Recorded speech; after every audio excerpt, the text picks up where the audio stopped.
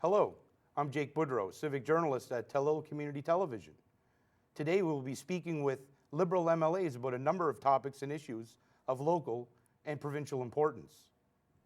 Fred Tilley is the MLA for Northside Westmount and Liberal critic for economic development, tourism, and public works. Thank you for coming, Fred. Well, thank you for having us, Jake. It's always a pleasure to come to Telio. Now, first, I guess we start at the top when we were talking about roads and bridges in Nova Scotia and the state that they're in right now. How would you describe that state, and where are we at right now with roads and bridges? Well, I think our roads and bridges are in a critical state, because when, as an MLA, we get the opportunity to drive across the province on a number of occasions. And it's not just in one particular area that we see this deterioration.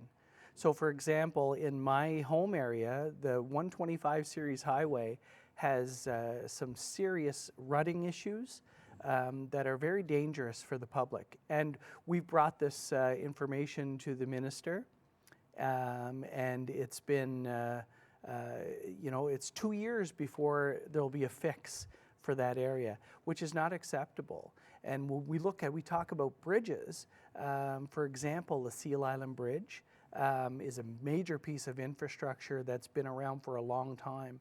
And if you've had the opportunity to drive over this bridge, you'll recognize that it's in need of repair. And a report just came out on the status of that bridge, which is going to be significant repairs and to bring that up to a standard that we're at. And we're seeing this across the province. There's bridges locally here in Richmond County that have been neglected over time, and they really need improvement. As a Liberal critic, we want to hear from folks about the condition of the roads in their particular area and the bridges, so that we can bring those specific cases through to the minister. Mm-hmm. So it seems a lot of it's about planning and documenting where the problem areas lie, and then kind of putting that into action, I guess is what you're referring to. Absolutely. So there's local areas in each part of the province that have a public works department, and the MLA for a particular area, our job is to identify those areas that constituents are speaking to us about, and give that information through to the area managers so that when they're building out their budgets over, they do a 5-year road plan, that they can make sure that they are asking the provincial minister for the funds necessary to repair those roads and keep them at a standard that we should be safely driving on. We require people to have their vehicle safe for the roads, but in many cases the roads aren't safe for those vehicles. Mm-hmm. Now, on the subject of tourism, which is part of your purview as a critic, do you believe that the tourism industry locally here in Richmond County and as well provincially is performing at the level it should be and is getting the government support that it needs? Well, I think the tourism operators across this province do a phenomenal job to provide those accommodations, to provide the restaurants, but they need support. We all went through a really difficult time during COVID when there was no visitors and there was no tourism. So now the operators need the help from the government to be able to build that clientele up. And I'll just use one example, Jake, and that's when we look at provincial signage on our roads and highways, the blue signs that everyone sees are, from what I understand now, the responsibility of the tourism department. A lot of these signage are dilapidated, they require replacement, but it's not public works budget. I was told by the minister that I have to go to the tourism minister to get that done. So we really need to collaborate together, public works, tourism, so that when you come into this province as a tourist, that you have the opportunity to know where these tourism operators are. And that provincial signage is just one example. And when we look at another area where public works and tourism tie together, it's when we look at the medians in our highways and we look at the vegetation on the sides and the garbage on our highways. Back a number of years ago, the student program was eliminated through Public Works. And I believe if we reinstated that student program to it would only take a small number of employees to work with these students to clean up the sides of our highways. My understanding is that there's only one mower for all of Cape Breton that does the highways. And by the time they get to certain areas, it's the end of the season. So last year it was in September before some of these medians were cut back. As a tourist, when you travel to other parts of the country and other parts outside of the country, these areas are all crisp and clean and just provides, you only get one chance to provide a first impression. And our tourism operators deserve that from this government. And I guess too, aside from aesthetics and, giving maybe a poor impression to tourists, it's also a safety issue too at the same time. Absolutely. When you have the vegetation growing up, covering the signage and not allowing people to determine where their exit is, they're focused more on the sides of the roads than what's in front of them, and that causes a lot of safety concerns. Aesthetics is one thing, but you're right, the safety side is very important. Now, in terms of economic development, that's of course a broad category and subject. What needs to be done in this province? Some gains are being made in some sectors, but there are some economic sectors that are lagging behind others and do need some support and some push from the province, I assume. Yes, when I think of economic development, you're right, it covers a lot of broad topics. It covers many of the departments that we see. But one of the things that, the biggest thing that will help economic development in this province, in my opinion, is the fact that we're not helping people to survive. So if people are focused on where they're going to find oil to heat their homes, where they're going to find money to buy food and medications, those types of things, they're not spending in the economy on items that would be normally spent. When times are great and the economy is moving along, people are spending more. So right now, people are just trying to survive. And what we saw from this government was cutbacks over the summer. With the senior care grant, which is $750, which is a lot of money for a senior trying to stay in their own home, they didn't raise the income level, so seniors got a small increase in OAS. They don't get their money they get cut off the senior care grant. So that's $750 out of their pocket, which is also out of the economy. And now, from what we understand, the government has audited 1,300 seniors across this province to provide receipts to show where they put the $750, which we all know seniors, if they meet the income threshold, they need that $750. That's one example. Another example is the cutbacks to the heating assistance rebate program. They dropped the income level down to $75,000. They cut the dollar amount from $1,000 to $600, which took, if you're a senior, which took basically the $750 out of your pocket and $400. It took $1,150 out of a senior's pocket, which then they had to either go without food, go without heat, or go without medication. So those are some areas that are very easily done by this government to prop people back up so that they can then spend in our community.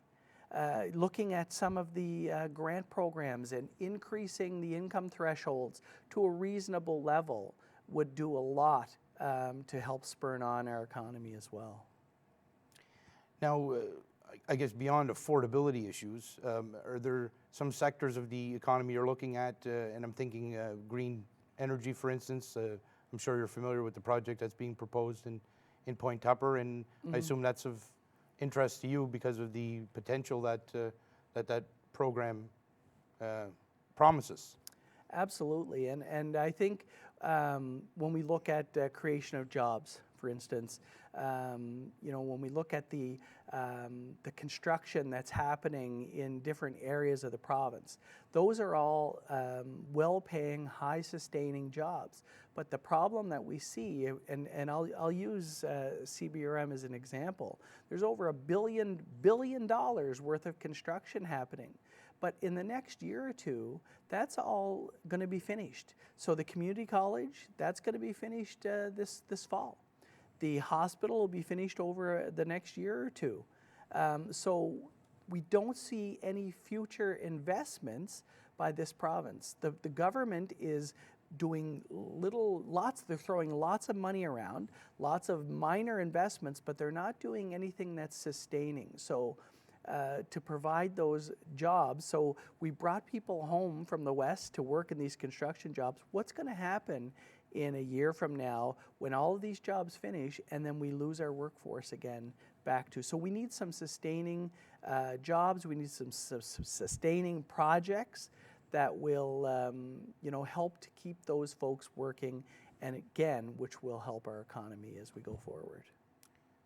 Now, are you of the belief that possibly there's been too much time and money spent on healthcare, and that the government hasn't been able to give the attention, money, resources that it needs to other sectors and other responsibilities of the provincial government? Yeah, I would never say that we're spending too much on healthcare, but what I would say is that we're not spending strategically. So there are lots of things that can be done to provide healthcare.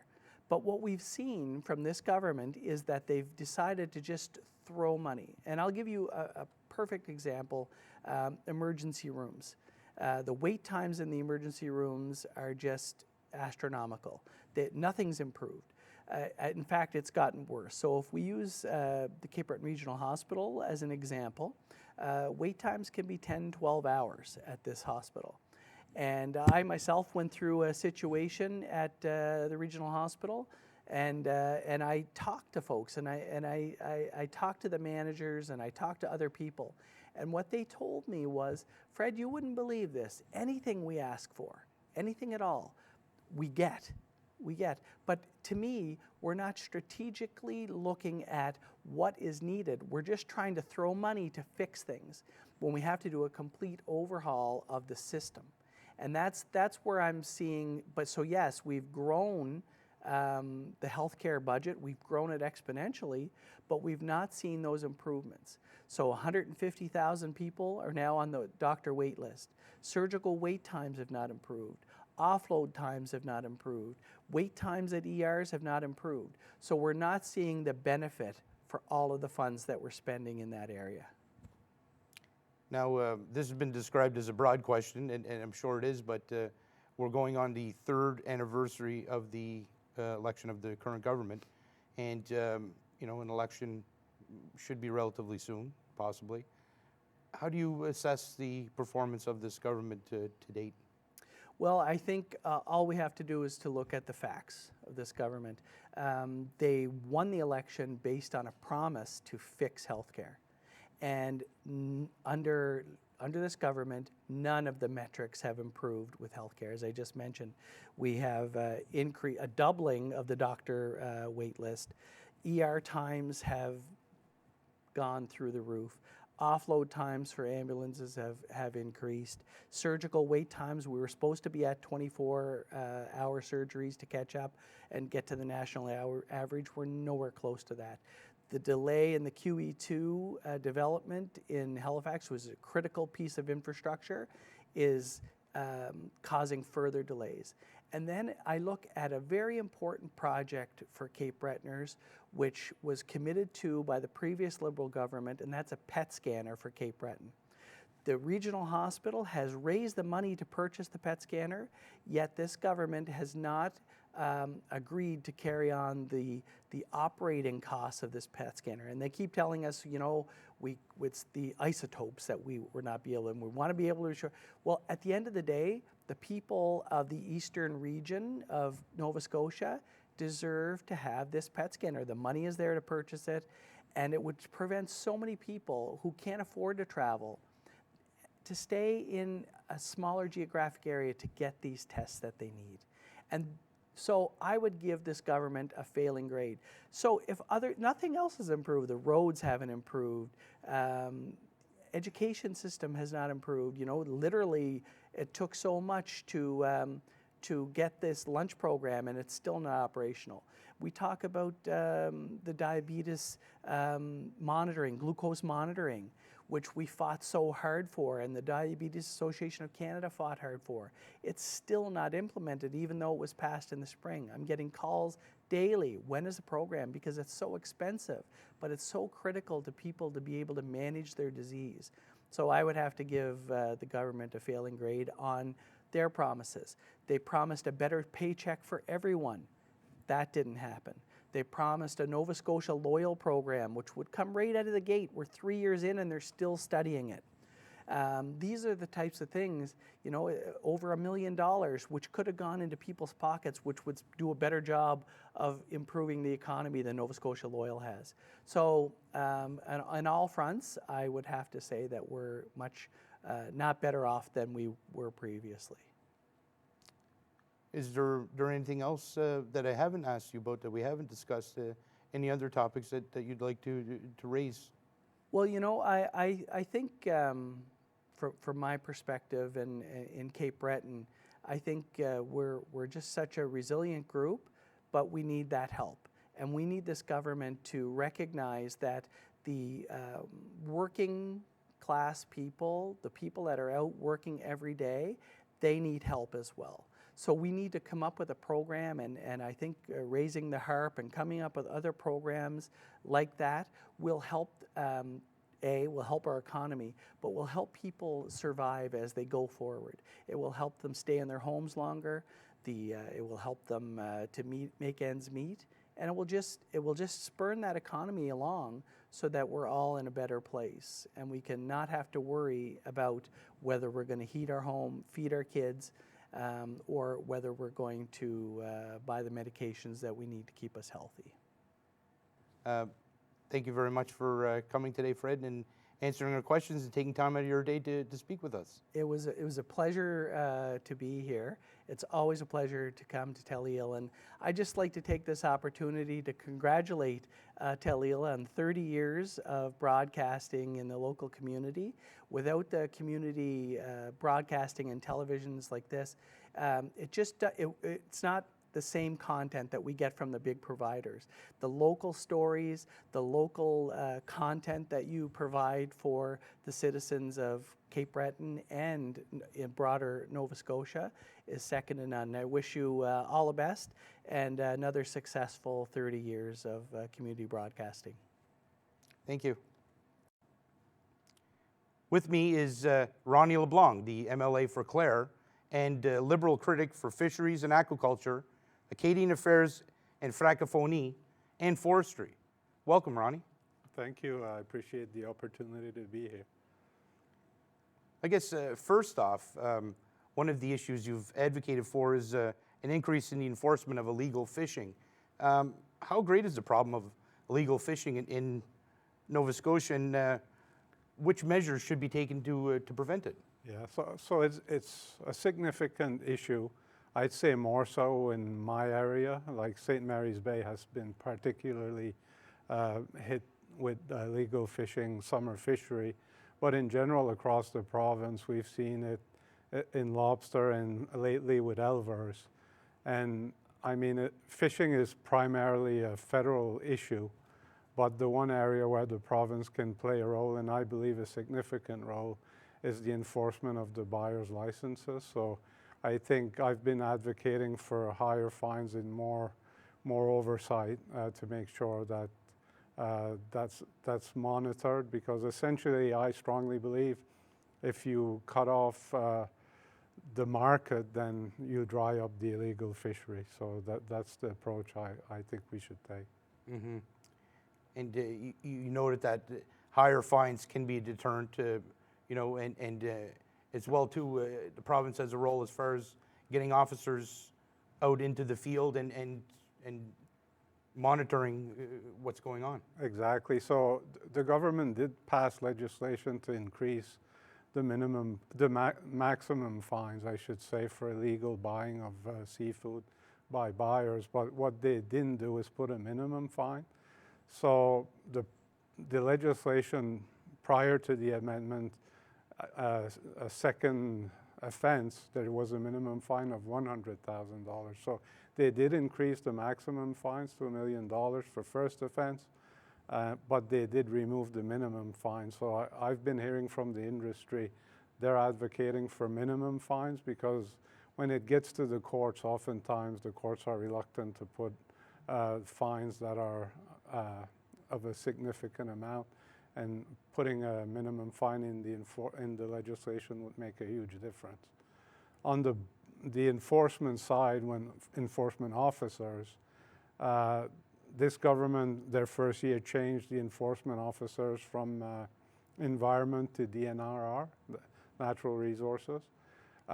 Essentially, the enforcement officers are DNR enforcement officers who are responsible for enforcing multiple provincial acts. I mean, from game warden, all the, Minerals Act, name it. I think there's over 25 acts. The challenge is that I believe we need more specific enforcement to the fishery. I mean, the dollar amount that the fishery brings to Nova Scotia is huge, and I think they deserve to have that protection. Mm-hmm. And if that minimum amount isn't at a sufficient rate, then it kind of ties the hands of the judges when they're trying to enforce this. I would imagine they don't want to go beyond what's been mandated by the province. Yeah. So from what we've been seeing in the industry, I'm hearing from the industry, is that without a minimum fine, the judges are really not giving out much of fines at all. Very, very small fines, which when you look at how lucrative these fisheries are, I mean, you have to have a significant amount of penalty to try to discourage or limit the people to really get involved. But when they're being caught and not charged, but not prosecuted, or go to court and wind up with a very small fine or penalty, then there's no really incentive for them to stop there. Now, are you of the belief that there's more the province can do to help the aquaculture industry and attract investment and jobs, and aquaculture companies that come here and provide some employment? Yeah, absolutely. I mean, aquaculture, as you know, can be quite controversial and at times fall into the political, because you have some groups or some opposition to it.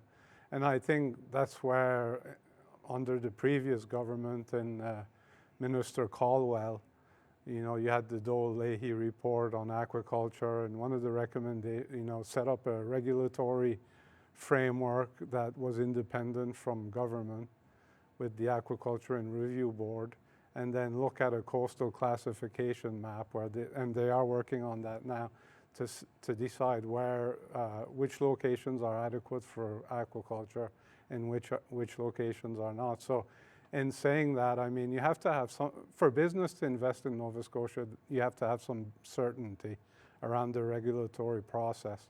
And what I've been seeing, and what we've seen lately more than ever, is a bit of politics leak into that process, where we've heard the Premier make comments of a specific application where he didn't personally believe it should be approved. And fair enough for him, but what that creates is doubt within the industry that the government is in fact supportive of that industry. Mm-hmm. Mm-hmm.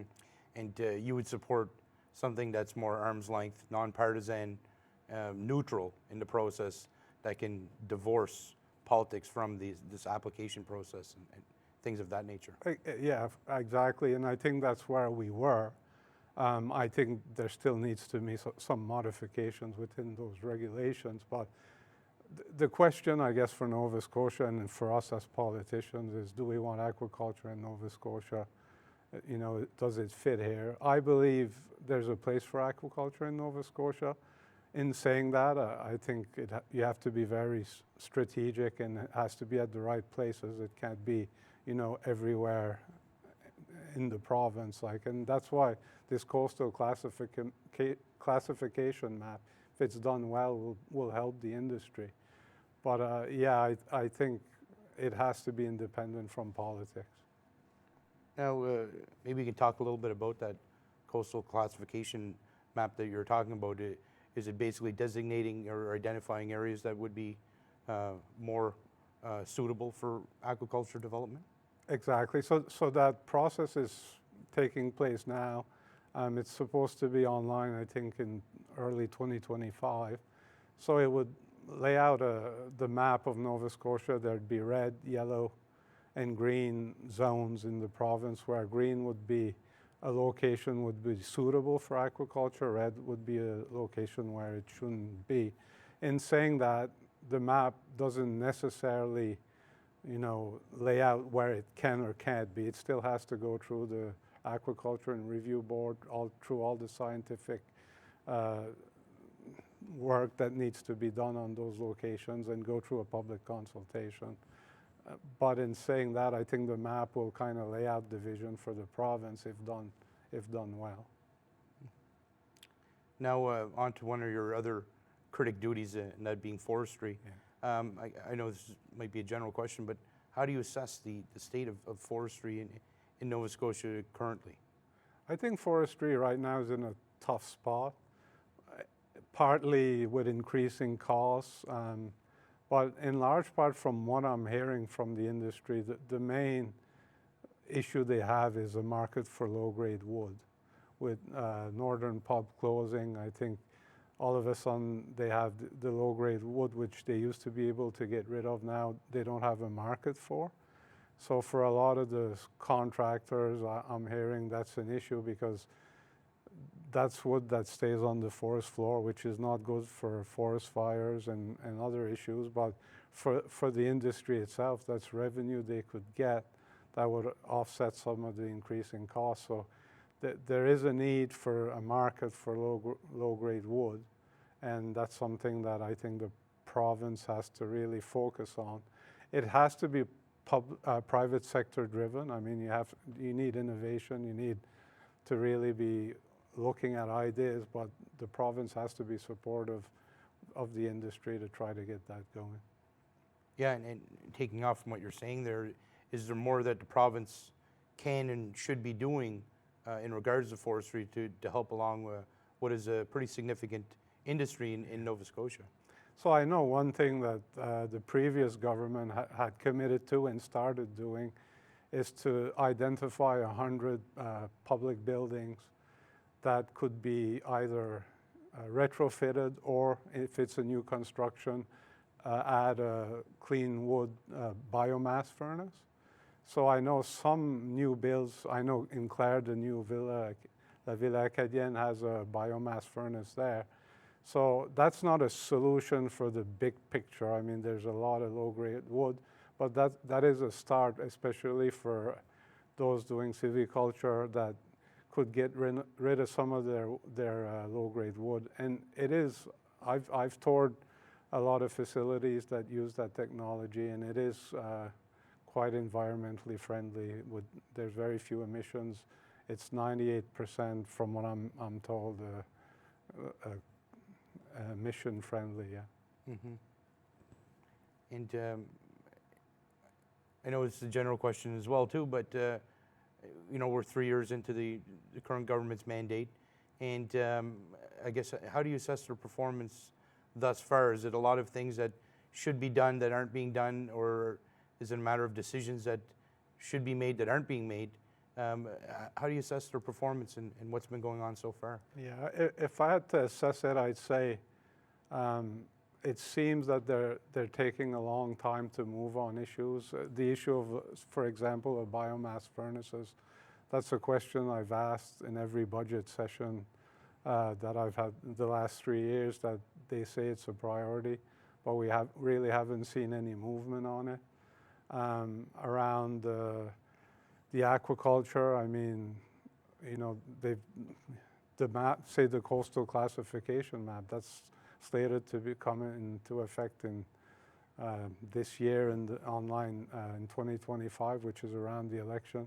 So they seem to be pushing a lot of those tough decisions to to the election or past the election. So I would have liked to see more movement, because if you look at the fishery or the forestry sectors for rural Nova Scotia, those are backbone industries. And I mean, you got to move on as fast as you can to try to secure that and solidify that industry in our community. Now, are you worried that the government's refusal or failure to adopt the Provincial Coastal Protection Act might in fact hurt the fishery and aquaculture industries because of the lack of regulations and the lack of uniformity, where you're going to have basically could be piecemeal or jurisdiction by jurisdiction rules? Yeah. And do you have a worry that that's going to impact that? Yeah, I think my biggest worry in being a former municipal councillor, I understand that if you leave it to municipalities, I mean, they can do a lot, but there are a lot of smaller municipalities who don't have the resources or the expertise to do it. And then you end up, like you say, have a piecemeal solution across the province, where one municipality, especially around construction near the coast or whatever, then you have a bit of a competition because you're trying to draw investment to your municipality. So sometimes I'm worried that that'll be a race to the bottom a little bit, where you try to be as flexible as you can to draw the investment you need, especially in rural Nova Scotia, where you need significant investment. And that goes for industry as well. If the regulations aren't there, you lack that consistency where, if you go to one area, you might have preferential ability to build closer to the coast or in an area where maybe they shouldn't. So yeah, I would have liked to see the province adopt that, and essentially all three parties voted for it, and it should be passed. Now, is there anything that I didn't ask you about that maybe you'd like to discuss, any particular issue or anything like that? I just want to say it was really a pleasure for me to be here today, and I want to wish Talil a happy 30th anniversary. I can't say enough how important these community TV, or even if in Clare we have Radio CIFA. I mean, you can't underestimate the importance of organizations and like these to the community. And you do bring a perspective that very few major networks can bring. So I think that's one area. Democracy, I think, depends on local media, local organizations to carry the torch forward. So congratulations, and I wish you well on the next 30 years. Well, thank you very much. I appreciate that. And thank you for coming in today and answering our questions and speaking with us and giving some time out of your day for us. Appreciate it. Yeah, thank you. Bonjour. On a comme invité aujourd'hui l'honorable Monsieur Ronnie Leblanc, membre de l'Assemblée législative de la Nouvelle-Écosse et député de la circonscription de Clare. Il est membre du Parti libéral de la Nouvelle-Écosse et membre du Comité de ressources naturelles et de développement économique. Bonjour, monsieur. Bonjour. Ça va aujourd'hui? Ça va bien. Bien, merci. Et vous avez présenté 3 projets de loi récemment qui auraient un impact sur les industries de forêt et de pêche. 2 de ces projets s'agissent de modifications proposées à les lois existantes. Pouvez-vous nous en parler plus des amendements de la loi des forêts que vous aimeriez voir et pourquoi? Je pense que le but de présenter ces projets de loi, c'était pour mettre un peu de pression sur le gouvernement pour supporter l'industrie forestière. Parce que je vois tout que dans les régions rurales, les ressources naturelles, c'est extrêmement important. Puis la foresterie, à ce moment ici, est dans une situation assez difficile. Je veux dire, les coûts continuent à monter. Puis, ils cherchent des marchés pour le bois qu'ils ne peuvent pas vendre, qui crée certainement un problème depuis que le marché a vraiment disparu pour ce produit-là. So, le but pour moi, c'était un des projets à présenter, c'était pour que le gouvernement fédéral plus ou moins commence une négociation avec le gouvernement fédéral sur la taxe carbone, carbon tax, parce que si tu regardes la pêche et l'agriculture, ces deux industries-là vont une exemption, puis la foresterie n'en a pas. OK. Pour moi, c'était plus envoyer un signal, un message au gouvernement provincial de l'importance significative que la foresterie a pour notre province, puis ça aurait été, dire, si nous étions au gouvernement, quoi que ça, c'est une chose certainement que moi, je ferai pousser pour que ce secteur-là ait une exemption. Est-ce qu'il y a des avancements sur le sujet ou ça a juste été présenté? Ça a juste été présenté, et comme tu sais, quand on présente des projets de loi à l'opposition, rarement qu'il avance. Mais le but de les présenter, c'est de mettre de la pression sur le gouvernement et pour montrer ce qui est important pour nous autres comme un parti à l'opposition.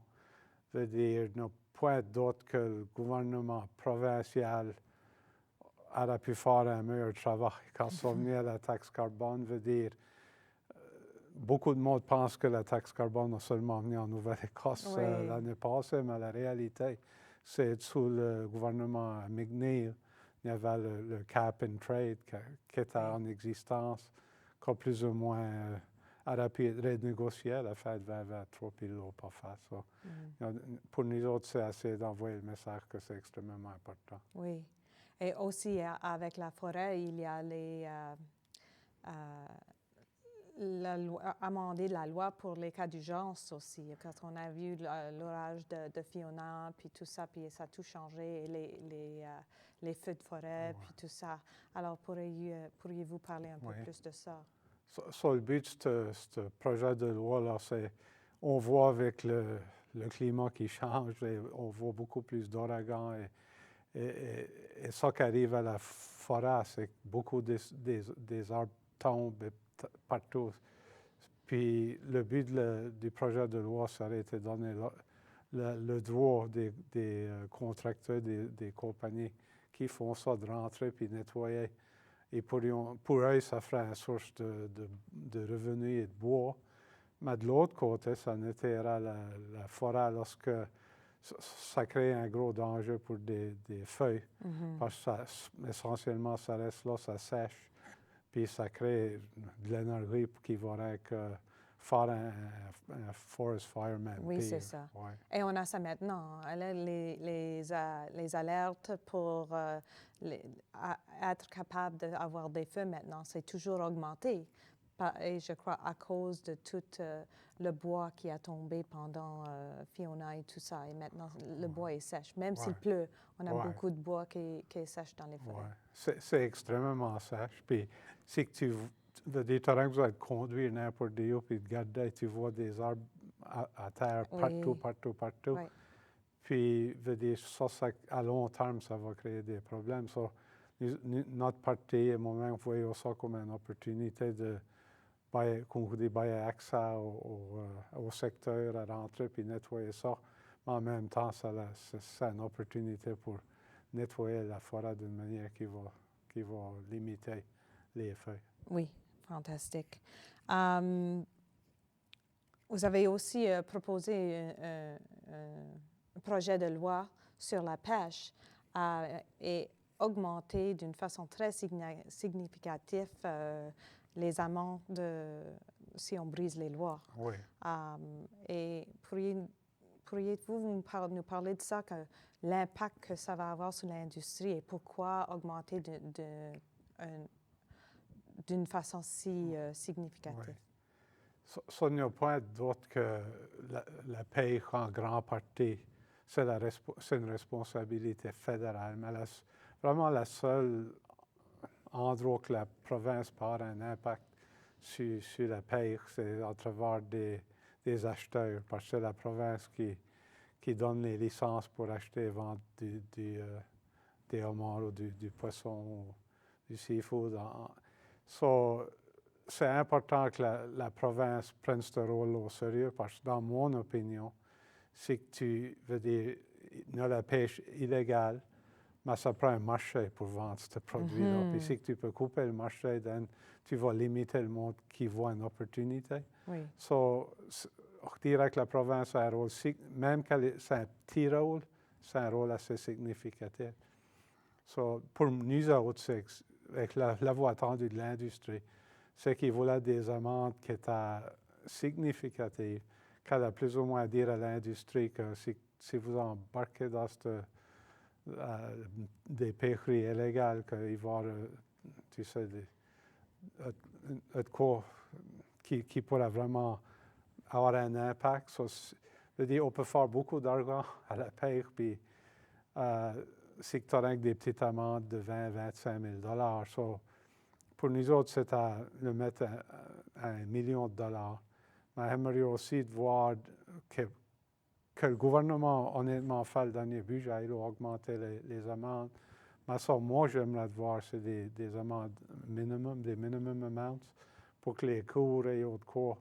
Maintenant, ils pourront plus ou moins dire, oui, c'est le max, ça paraît jusqu'à $1 million, mais oui, ils peuvent donner ça qu'ils veulent, ça prendrait un montant minime pour. Et si vous faites ça, c'est ça le résultat. Alors, vous aimeriez voir le minimum à 1 million pour dire, oui, c'est sérieux. Oui, je ne sais pas si veut dire, pour moi, la loi qui existe, c'est que la première offense ne va pas être minimum, mais la deuxième offense, ils avaient dans les livres une amende de $100 000. Oui. Mais quand eux ont proposé la loi, ils ont enlevé le minimum de $100 000 pour la deuxième offense. So, pour moi, même qu'ils ont augmenté ça à $1 million, en essence, tant qu'à moi, ils ont peut-être affaibli la loi. Parce que, je veux dire, si tu quittes les cours décidés, tu sais jusqu'à $1 million, il n'y a rien qui les empêche de donner des amendes de 10, 20 000, 30 000. Oui. Qu'en réalité, les pêcheurs pour sortir. C'est une journée de pêche. Ouais, exactement. Il faut que tu aies trois places qui vont vraiment les apeurer. Là. Oui, OK. Est-ce qu'il y a d'autres sujets que tu aimerais parler dessus, sur la forêt ou sur la pêche ou les affaires acadiennes qui se passent chez vous ou dans votre endroit cette année? On va prendre l'opportunité sur le bord de mon rôle comme critique des affaires acadiennes, la francophonie, mais comme député de Claire, c'est que cette année, dans le mois d'août, du 10 au 18, c'est le Congrès mondial acadien. Puis ça va prendre place à Clare-Argyle. So, pour nous autres, et moi je pense pour toute la province, toutes les régions acadiennes, c'est vraiment une opportunité importante pour l'Acadie de pouvoir se démontrer notre fierté et la culture que nous avons ici en Nouvelle-Écosse. Je sais qu'il y a beaucoup d'intérêt de beaucoup de gens à travers du Canada et des États qui sont intéressés à venir. Puis, comme on dirait, pour showcaser notre culture. C'est ça. So, je suis vraiment excité que ça s'en vient et j'espère que beaucoup d'Acadiens à travers la Nouvelle-Écosse pourront en prendre davantage. Oui, j'y vais. Et je crois qu'il y en a plusieurs de personnes des alentours qui vont aussi. Ouais. Alors, je vous remercie, monsieur. Très enchantée de vous avoir accueilli aujourd'hui et de venir nous parler d'un sujet proche de vous. Un grand merci. Bonne journée. Bonne journée. Carmen Kerr is the MLA for Annapolis and is also the Liberal agriculture critic. Thank you for coming here today, Carmen. Thanks for making time for me. That's great. So I understand one of the issues that you've been championing is the commercial wine support program and support for local farm wineries. And maybe get you to talk about that, what your efforts entailed. Yeah, so there's the farm wineries throughout the valley and throughout the province that put their blood, sweat, and tears into creating their businesses. They've put, decades into the ground and into their business. And we learned at the start of the year that the Premier was starting a commercial wine program that would, in essence, compete with these farm wineries. And that's where myself and Liberal leader Zach Churchill got involved. Mm-hmm. So what we did is we met with the Winery Association. We met with winery owners and managers just to understand the problem and the challenge. And We talked to media and we made a lot of noise around it, and together with the industry we were able to have the Premier at least pause his decision to have a commercial wine program. He didn't say that he would stop the program, but he said he would pause it and rethink. Do you get the impression that there's going to be steps taken beyond the pause, and that there could be just end that altogether, or is it possible it might be reintroduced at another time? I don't know what to think. I think the Premier seemed to be very careful with his words. I think if you talk to people in the industry, they would be at the time pleased that we intervened, thankful that the Premier paused it. But I know a number of people in the sector had also mentioned that the Premier seemed to be careful with his wording, and time will only tell whether he removes the commercial wine program, if he continues with it, and what changes he does make. And I guess you alluded to it, but maybe we can get into why it was bad. Is it like direct competition with these farm wineries that's really going to upend the industry or cause some turmoil? It is. So the Premier described it as not being competition. He described it as not trying to create a divide, but that's exactly what it did.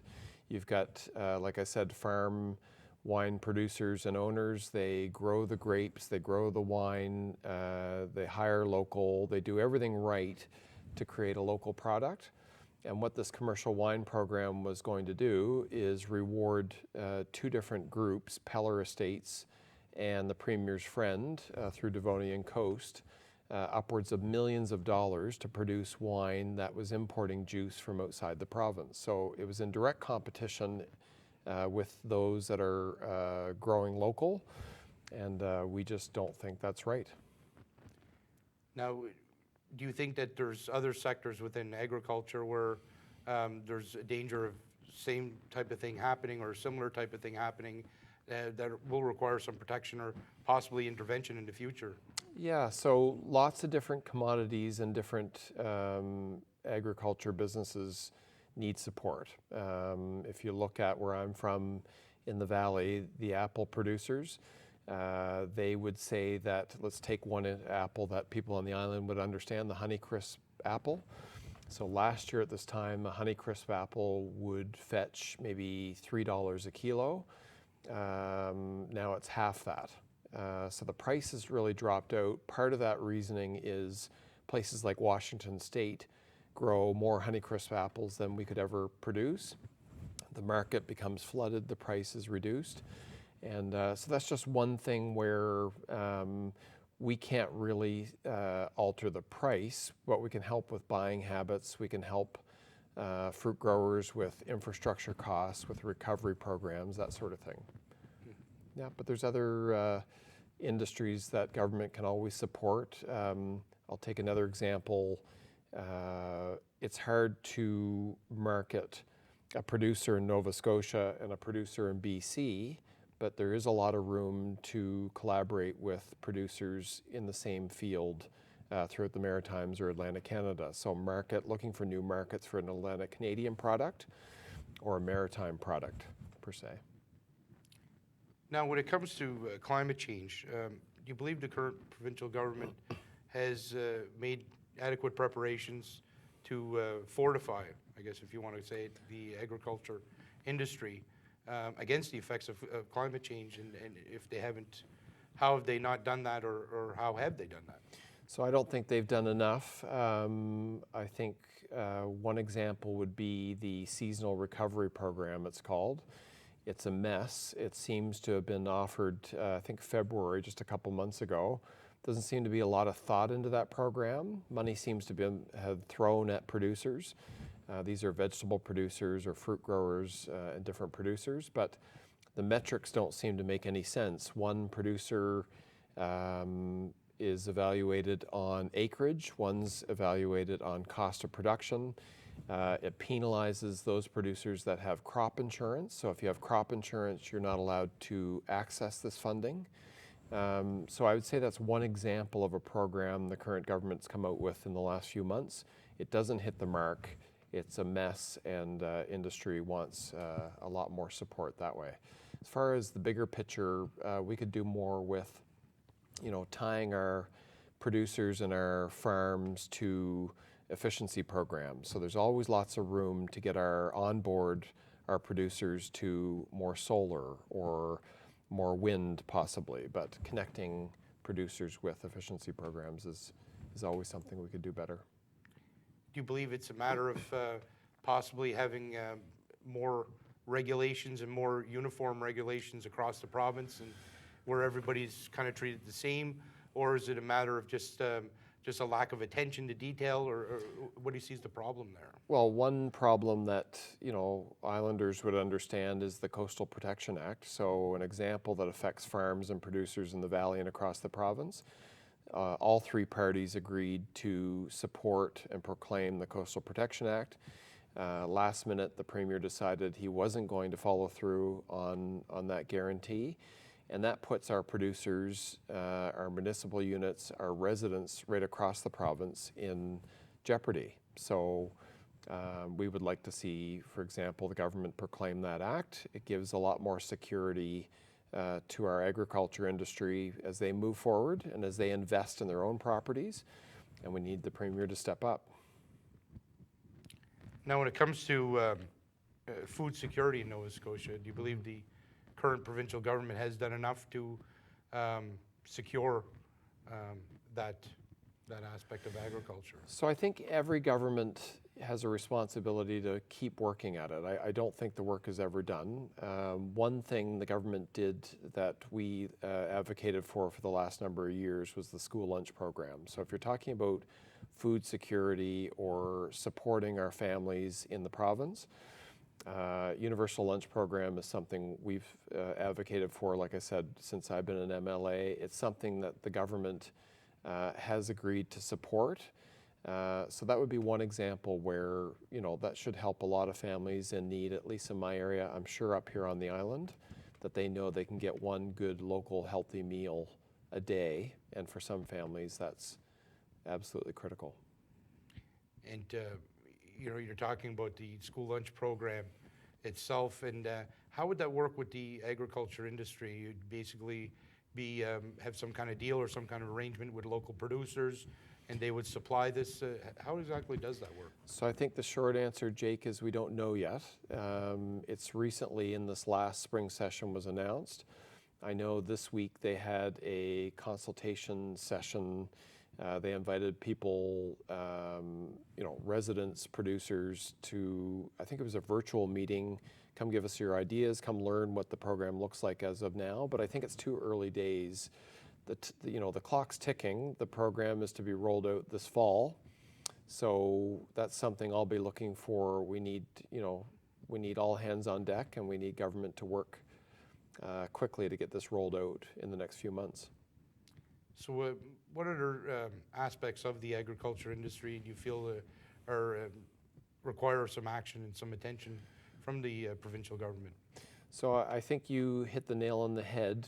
Climate change is always something producers are looking at. So right now I talked to, on the drive up, I had a bit of time to make some calls. All producers and farms are worried about similar things. So climate change, succession planning, mental health supports, seasonal programming. But then when you get into each commodity, they're all looking at something different. So if you go back to our fruit growers, our apple growers, they're lobbying for more infrastructure support. So they want more help for provincial government on plastic bins. You might remember the old wooden bins. Wood's harder to source, it doesn't last as long, so I know the fruit growers would want some investment in plastic bins. They'd want some investment in what's called platform technology. So I had one farmer say that over the course of a season, a staff member may climb the ladder equivalent to climbing Everest.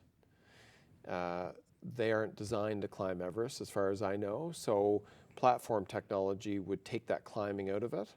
It would be attached to equipment traveling through the rows of trees, and it would make it, be a lot more efficient kind of thing. But I think for our growers and our producers to be competitive, we need to be acutely aware of all technology out there. whether it's aerial spraying, whether it's platform technology. We need to be competitive with other provinces and around the world. We need to be, any government has to be, and any critic or any agriculture minister should be current on all that technology. Now, you talked about succession planning, and do you see that as a way of getting newer or younger farmers into the industry, or is it a way of creating some continuity so that we, when the farm passes hands, that someone else will come and pick up the mantle? How does that work? Yeah, so I think both are true. So succession planning would touch on agriculture's not immune to farmers and those producers getting older. We're all getting older, and we need new people in that world with new ideas and new energy. And it also allows for continuity. It allows for a continuity on supply chain and in the industry in whole. But I think where we need to know as a government or an opposition now what is preventing new farmers from entering. And there's all sorts of challenges that I mentioned earlier of why new farmers aren't getting involved. Tailoring certain programs along incentivizing people to start smaller farms or to get involved in farming in general. So we just have to be, succession planning is something I think most farms, no matter what they're growing, would mention is an issue for them.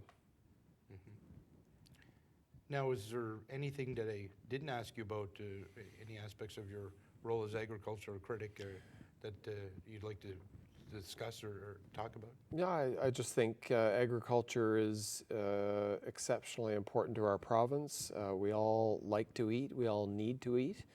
You've seen the bumper stickers, hug a farmer today. I think now is more true. Farmers are going through a tough time. I grew up on a farm. You learn to work hard, you learn to roll with the punches, but now even more challenging. I mean, given to your question earlier on climate change, it's hard enough being a farmer in the province, but you can't predict wind and flooding and heat and cold and frost and everything else that's thrown at farmers. And I would encourage, every Nova Scotian, buying local is more important now than it's ever been. Supporting our producers locally wherever you can, and just understanding that farmers are trying their best to produce as much food as they possibly can for Nova Scotians. Now, and I've asked not just your fellow Liberal MLAs, but I've asked this of others in the opposition. We're getting to the third year of when the current government was first elected. And how would you assess their performance thus far? I don't know if I would give them a passing grade. I can, mostly speak from Annapolis. This government and this premier specifically ran on fixing healthcare, and it wasn't a slip of the tongue. It wasn't as if he said it and didn't mean it. He's said it repeatedly over the course of 3 years. He said it repeatedly in the legislature. He's used wording around suggesting that everything is on the right path and on the right course. That's furthest, nothing could be further from the truth in Annapolis. So the staff, physicians, nurses, CCAs, and everyone involved is doing a lot more with a lot less. In Annapolis, they've shut our 2 emergency rooms. I don't know how that's fixing healthcare. So now people in Annapolis Royal have to travel to Digby if it's open, or Yarmouth. That's an hour-and-a-half drive one way for an emergency room.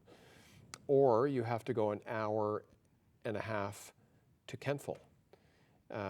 They took the emergency room in Middleton at Soldiers Memorial Hospital 24/7 on the day of the election, down to 6 hours a day 6 weeks later. So paramedics are struggling, staff are struggling. So I would say to your question, what's their grade? There hasn't been any investment in affordable housing in Annapolis. That's one of our biggest concerns. Healthcare has gone the exact opposite direction. All the metrics are saying it's failing, and yet we have a premier that says everything's going great and going according to plan, and I can't let that go. So I would struggle to give the Premier and this government a passing grade on that.